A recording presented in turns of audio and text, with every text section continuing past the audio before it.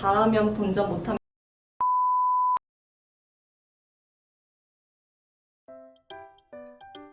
네, 안녕하세요. 저는 한국외대 통번역대학원 한중과 35기를 졸업한 최하영이라고 합니다. 그리고 제가 햄통툰을 그리고 있는데 거기서 저의 필명은 햄통입니다.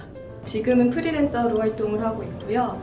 제가 졸업 후에 한 일에 대해서 간단히 소개를 드리면 처음에는 졸업 후에는 의료통역 쪽으로 일을 해서 병원에서 일을 했었어요. 의료통역 쪽에 관심이 있어서 그쪽에서 한동안 일을 하다가 그 다음에는 MBC에서 이제 포맷 연구랑 통번역 쪽 일을 같이 했고요.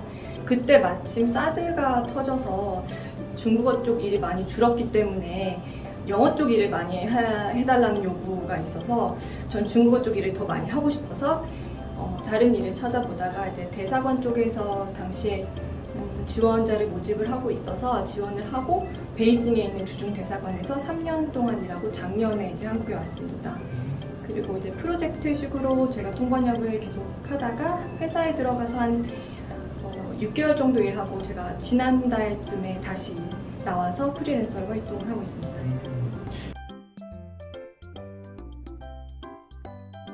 제가 사실 중국어를 시작한 건 되게 어린 나이였어요. 5학년 정도였으니까 12살 이때였는데 그때는 이제 중국어를 배우는 사람들이 많이 없었는데 일찍 중국어를 시작해서 접해서 많이 알고 또 좋아하고 있었는데 대학교를 들어가서 공부를 하고 졸업할 때가 되니까 제가 좀 잘하고 좋아하는 거를 계속 하고 싶다는 생각이 들더라고요. 중국어를 제가 잘 했지만 제 과는 다른 과였고 사회학과를 제가 졸업을 했고요. 그다음에 알바로 통번역 일을 하다 보니까 통번역이 되게 재미있다는 생각이 들어서 이거를 좀 더 해볼까 하는 마음이 들어서 통번역 대학원 공부를 하고 또 진학을 해서 여기까지 오게 됐습니다. 대사관 다닐 때 이제 중국에서 혼자 지내다 보니까 통역사 자체도 좀 외로운 직업이잖아요. 혼자 공부하고 혼자 통역하고 와서 평가하고 피드백하고 다 혼자 이루어지는 일인데다가 아무래도 기밀 유지도 있다 보니까 다른 사람한테 마음대로 함부로 얘기도 할 수도 없고 중국에서 혼자 지내니까 가족도 없고 친구도 없고 그래서 이제 야근을 하고 집에 오면 좀 허전한 마음이 들고 뭔가 답답하고 이걸 얘기하고 싶은데 그걸 풀어놓을 데가 없더라고요. 그래서 마치 일기를 쓰듯이 그림을 그리게 됐고 그게 햄통툰으로 발전을 하게 됐습니다. 그 이유는 되게 분명한데요. 일단 제가 햄스터를 정말 좋아하고요. 그래서 어렸을 때부터 햄스터를 좀 키운 것도 있고 그래서 햄스터를 좀 저의 정체성으로 스스로 삼는 그런 게 있고요. 둘째는 제가 이제 중국에 간 지 얼마 안 돼서 페북에 페이지를 개설을 했는데 그게 햄스터가 주워 모으는 베이징 중국어, 생활 중국어 뭐 이런 그 타이틀의 페이지였어요. 근데 그게 어떻게 시작이 된 거였냐면 중국에 가니까 현지 중국어, 항상 한국에서 목말랐던 현지 중국어가 곳곳에서 들리는데 그게 너무 좋은 거예요, 저는. 뭐 아줌마가 얘기하는, 애가 얘기하는 거, 지나가다 들리는 거, 그게 다 저한테는 공부고 또 그래서 베이징이 저한테 놀이터이기도 하고 또 공부의 장이기도 하고 또 일터이기도 하잖아요. 그래서 곳곳을 다니면서 햄스터가 원래 이제 먹이를 주워서 모으는 성향이 있어요. 바로 먹지 않고 먹이를 주워서 볼에 저장을 했다가 그거를 한 곳에 놔뒀다가 나중에 먹고 싶을 때 먹는 되게 똑똑한 동물이거든요.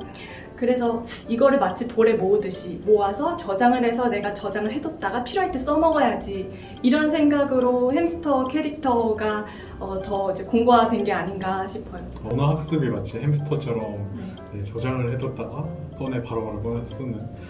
꺼내는 게 힘들어서 그렇지. 맞아요. 네. 또 까먹고 어디다 저장했는지 까먹고. 맞아요.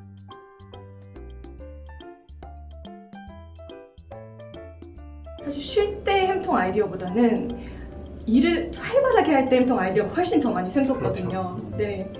그러니까 일을 하다가 그냥 그때그때 문득 드는 생각들, 뭐 영감이라고 하면 영감, 그거를 그때그때 메모를 해놓고요. 집에 와서 햄통으로 그리는 적도 있고 또 어떨 때는 이렇게 그려야지 하고 생각했는데 그리다 보면 완전 다른 방향으로 나가서 다른 결말로 완성되는 경우도 많이 있고요. 바쁠 때는 그걸 다 그리지 못하니까 그냥 적어뒀다가 나중에 그려야지 하면서 소재만 적어둔 것도 많이 있습니다. 그럼 아직 미출시된 작품도 네. 많겠네요. 네. 네.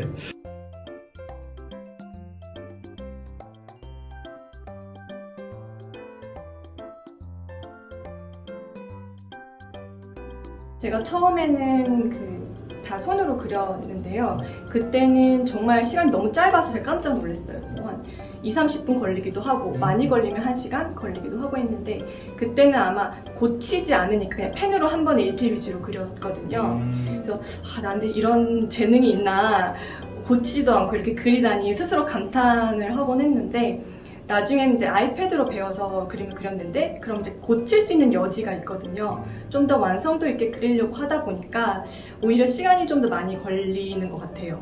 그래서 뭐 평균적으로는 한 1시간 정도 걸리는 것 같고 정말 짧게 아주 영감이 팍 오고 그리고 또 내용이 짧다 하면은 뭐 한 30분 만에도 하고 길면 진짜 2시간 정도 또 그 다음날 이어서 그리는 경우도 있었어요.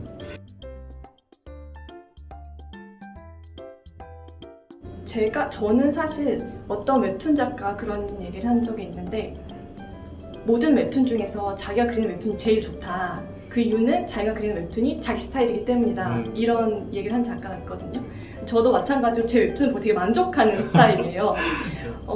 왜냐면 제가 하고 싶은 얘기를 했기 때문에 그 웹툰을 다시 봐도 새록새록한 느낌도 있고 지금도 똑같은 생각이 드는 경우도 있고 아닌 경우도 있거든요. 그래서 모든 웹툰 편에 다 공감이 애정이 가긴 하지만 대중들이 되게 많이 좋아해 주셨던 게 잘하면 본전 못하면 그거였거든요. 그게 되게 초반에 했던 건데 많이들 그렇게 생각을 하셨고 많이 들으셨던 것 같아요. 느끼셨던 것 같아요.